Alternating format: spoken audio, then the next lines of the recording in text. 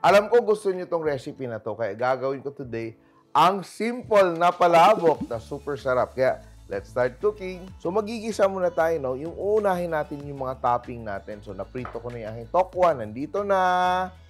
Yan. Ang aking tinapa. Diba? Ready na siya. So, eto, meron akong pusit dito at shrimp. Yung gagawin ko dito ay gigisa ko lang ng very light. No? Not overcook, pero season natin with salt. Don't overcook. Tatabi na natin. Put aside, pang-garnish natin. Using the same pan, look at that. I will also saute my shrimp. Ito. Don't overcook. Once mag-orange na siya, ibig sabihin, luto na siya. No? Not to overcook, ha? Don't overcook your shrimp. Luto na siya. Tatabi na agad natin. Always season with salt, no? Para may lasa yung ating hipon. Meron tayong balat ng ating shrimp at ulo ng ating tinapa. Yung gagawin natin dito, hindi natin sasayangin. Kukunin natin yung katas niya so that we get all that delicious flavor. Naalala ko nung bata pa kami, gumagawa kami ng palabok sa bahay. Assemble your own. So meron kayong station sa bahay. The sauce is there, all the toppings. Ikaw na bahala kung anong ilalagay mo na topping.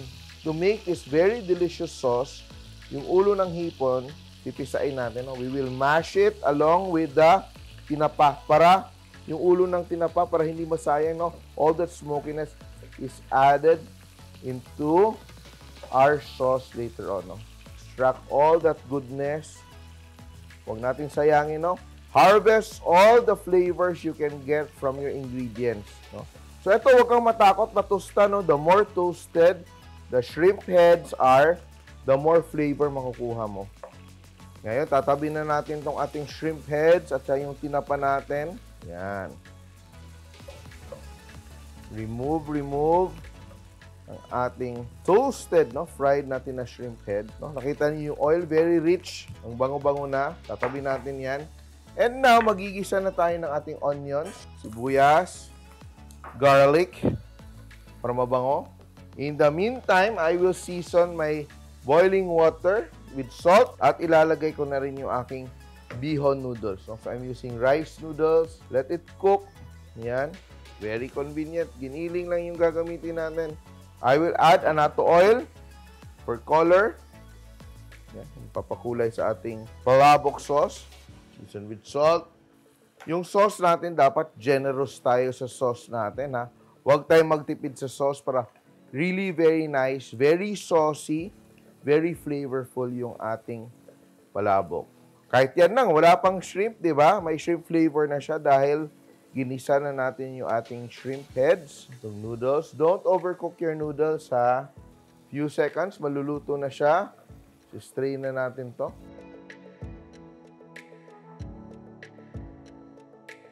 Iluto natin yung ating giniling. It will add the chunkiness. Pero ito, yung ating water na pinagkuluan ng ating noodles, lalagay ko pa tong aking heads para makuha talaga natin yung katas, no? More flavor. Kasi we also need water for our palabok. Diba? Lalagay ko ng bouillon, shrimp, and pork. No? Para kuha yung flavor. And here, para mas malinamnam, I will add butter or margarine, it's up to you. Namnam ng ating sauce. And little by little, I will add my shrimp stock. No? Na dissolved na nating bouillon, we will just add it here. Wala tayong sinasayang na flavors.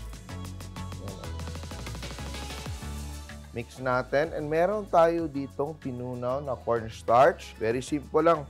Cornstarch and water dissolved. This will thicken our sauce. Add and stir. And stir hanggang lumapot. Diba? Dali lang, oh.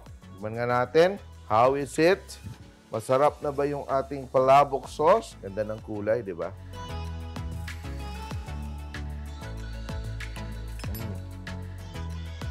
Sarap. And ito yung hinahalo ko. Ito yung aking secret ingredient. Hard-boiled eggs, hindi topping, but I will mash it and add it to my sauce. So, ito mag-a-add ng chunkiness and the yolks will add creaminess. So, every bite, may egg siya, no? So, once finong-fino na yung ating eggs, ihalo na natin dito sa ating sauce. Yan, no? Yan. Mix natin. Look at that, oh. Nagbago yung consistency na ating sauce. Very nice. Chunky. Yan, oh. Naging creamy because of the egg yolk. Ito talaga. Sigurado ito magiging hit sa inyong mga parties at handaan. And all we have to do now is season with patis. Yan, added more patis. And pepper. Yan. Yan. And we're done. Napakadali lang, di ba? So, importante dito, you get all the flavor from your ingredients para hindi masayang. And yung ating secret, yung ating mashed hard-boiled eggs. Yan. Bihon. Yan. And we will add our sauce. Ito dito. Kaya marami yung ating sauce para hindi tayo tipid sa sauce. Oh, wow. Look at that. Ganda ng kulay, oh. Then, assemble. Chicharon. Tinapa. Shrimp. So, love it, squid. Pwede mo ding adobohin yung squid, no? May iba, adobo yung squid na nilalagay. Tokwa fried, tokwa. The center. Spring onions. And calamansi.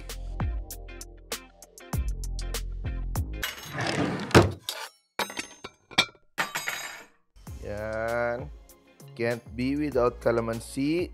At kakain na. Panalo.